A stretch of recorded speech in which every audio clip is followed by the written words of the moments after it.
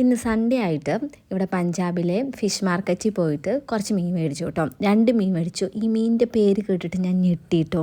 ഒന്നിൻ്റെ പേര് റുപ് ചന്ദ്ര, ഒന്നിൻ്റെ പേര് രേഹു.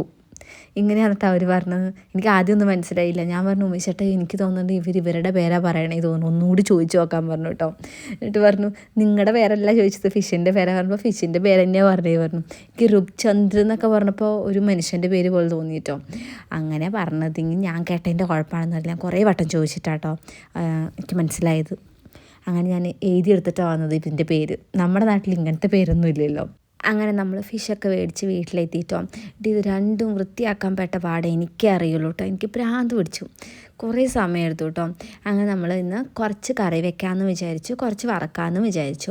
കറി ഞാൻ നാളേക്കും കൂടി വെച്ചിട്ടുണ്ട്. നാളെ എനിക്ക് കുറച്ച് പണി ഒന്ന് കുറഞ്ഞ് കിട്ടുമല്ലോ പറഞ്ഞിട്ട് നാളെ കഴിക്കാനുള്ള കറിയും കൂടി വെച്ചിട്ടുണ്ട് കേട്ടോ. എൻ്റെ അടുത്താണെങ്കിൽ ചെറിയ ഉള്ളി ഉണ്ടായിരുന്നില്ല കേട്ടോ. ഞാൻ എന്നിട്ട് സവാള വെച്ചിട്ട് അഡ്ജസ്റ്റ് ചെയ്തു. പക്ഷേ എനിക്ക് ചെറിയ ഉള്ളി ഇട്ടിട്ട് മീൻ കറി വെക്കുമ്പോഴാണ് ഇഷ്ടം, അതിൻ്റെ ഒരു ടേസ്റ്റ് ഉണ്ടാവണം. അങ്ങനെയാണ് എനിക്ക് തോന്നിയിട്ടുണ്ട് കേട്ടോ.